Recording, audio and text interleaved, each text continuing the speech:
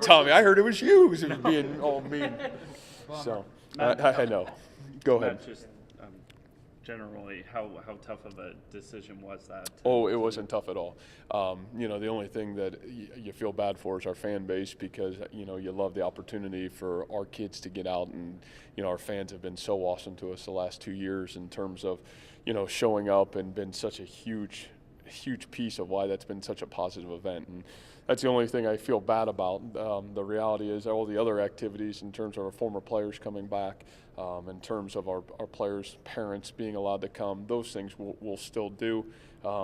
For safety reasons, obviously, our fans can't get to the indoors, so that aspect of it, we won't have. But, we need that practice, and the reality of us, with the weather and what it looks like, I'd rather not waste a day. I'd rather get a great 15th practice in and put a great finish to camp. So that's kind of where we're at. Have you scrimmaged? We have multiple times. Well, twice. Twice. That's multiple. So last Saturday, this past Saturday. So we've had, been our 2 big scrimmage days, and like I said, with the value of only getting 3 of those, especially with NCAA rules, you got to make sure that we're getting that day with quality rest. But the last 2 have been awesome. A lot of growth on our football team in areas that we've really needed to see. Are we exactly there yet? No. Are we making really good strides? I'd say yes. A lot of competition on this football team right now, and that's what you want. That's what you hope to have in year 3 of your football program. I know you're scrimmaging on Saturday, right? Oh, yeah. Can we watch? We would be off there. You know what? Unfortunately, Randy, we would love to. I will personally address you afterwards, but from safety reasons, I won't do that. I know you had said maybe at the end of the spring, the decision on an offensive coordinator might be a little clearer. Where do you stand with that now?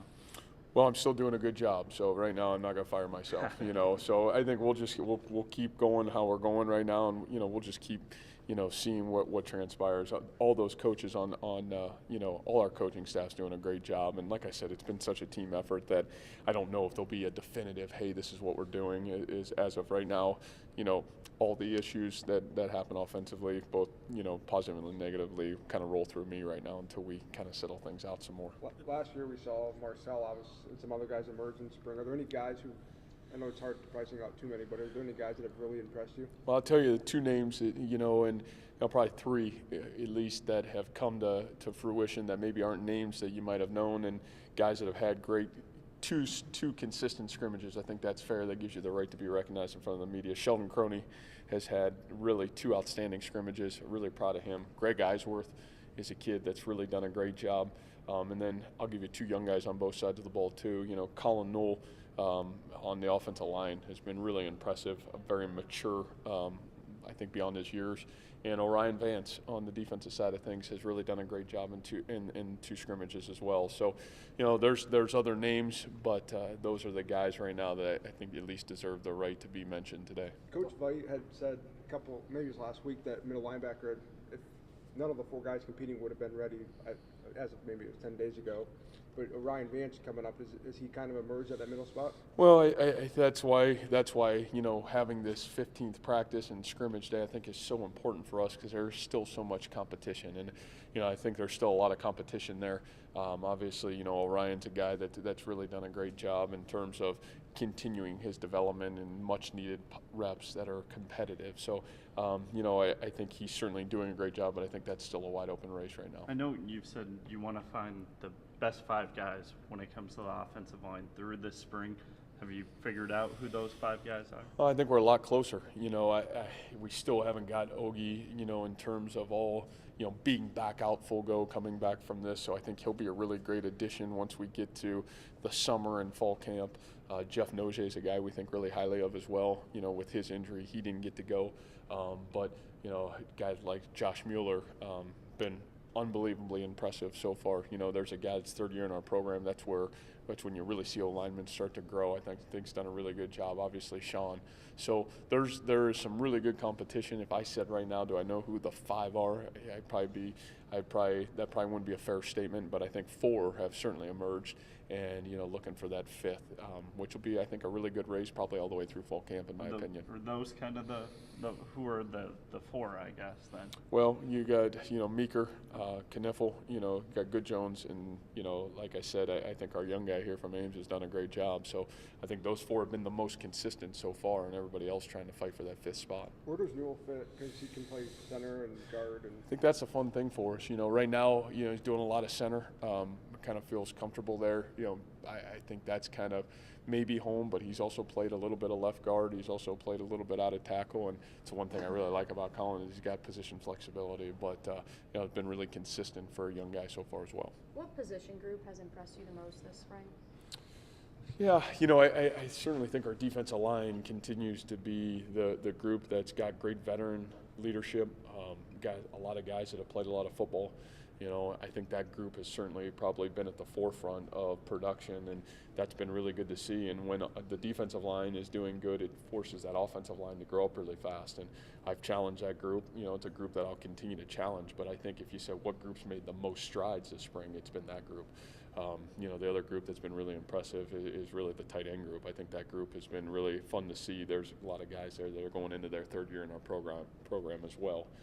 And Charlie Kollar's done a nice job too. So all those guys have done some really good things. What's a Tariq realistic? Milton's been a guy that's been brought up by basically everybody. What has he kind of brought to the table as wide receiver, and can he move around, and can he play outside at all? He can. He's a guy that I think the best word to describe him, elite speed.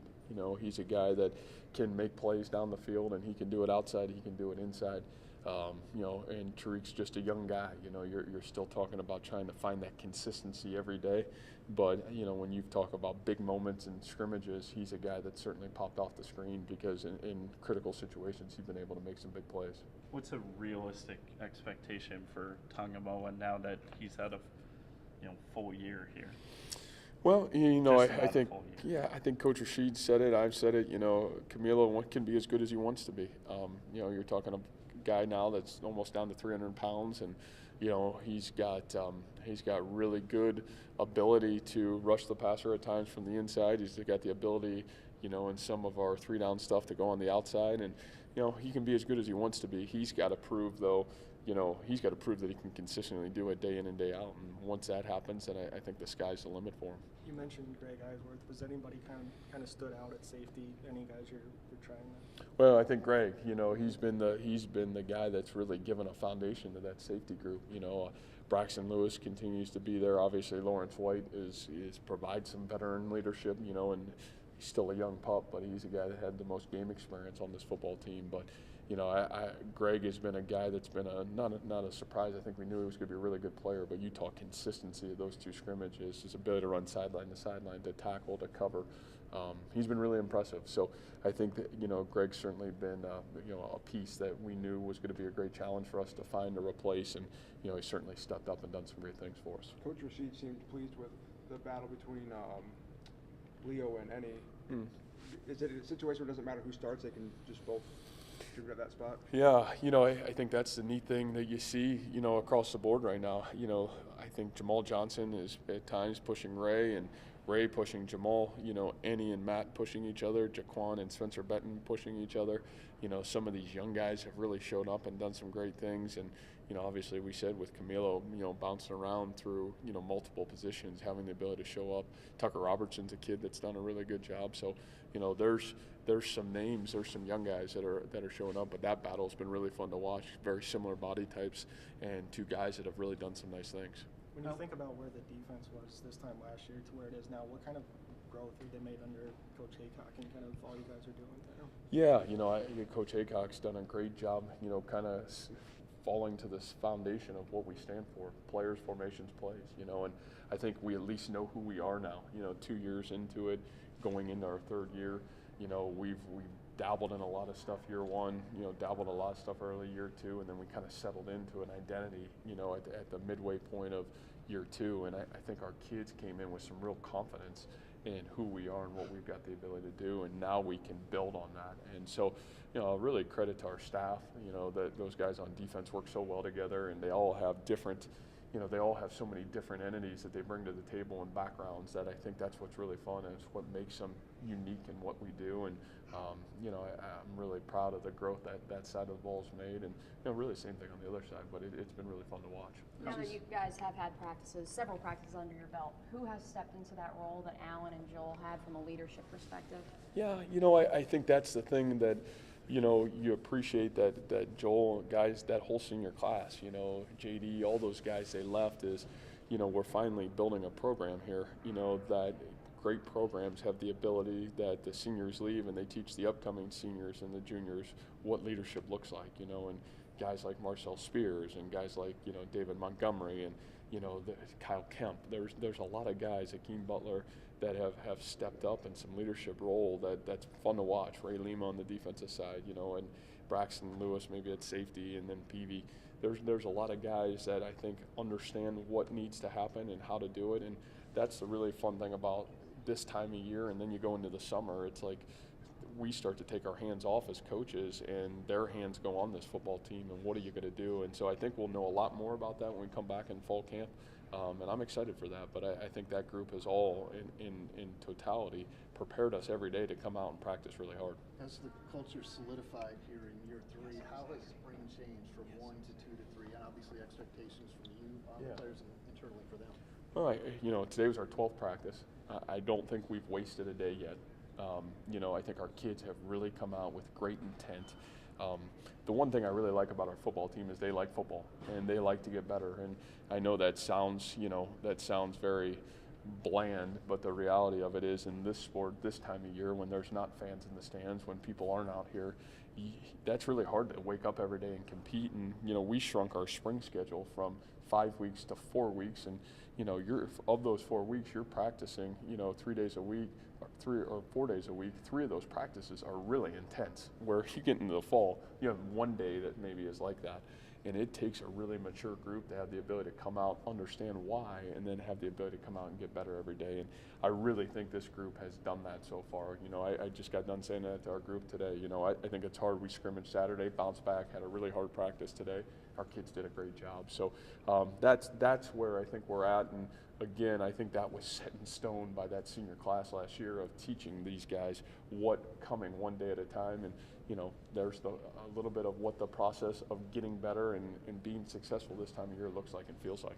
How much did those guys learn to become those leaders in that transition from spring to summer last year, where I know you were stressing that as a huge time, winning the dart and all that? Yeah, I think that was really big, and again, I date that back to January and February and March leading up into that time that, and it was great to have some seniors, but it was really great to have some guys like David and Marcel and Peavy and some of those guys who were as much of an anchor as that as some of those seniors. And so I think their knowledge of what needs to get done and when it needs to get done and how you prepare for moments like this is big. But we're still, I'll continue to say this, our margin for error is always going to be very small. So our ability to do the little things and be a really good practice team and have the ability to not turn the ball over, win situational football, that's going to be our niche to be really successful here. And when you do it now.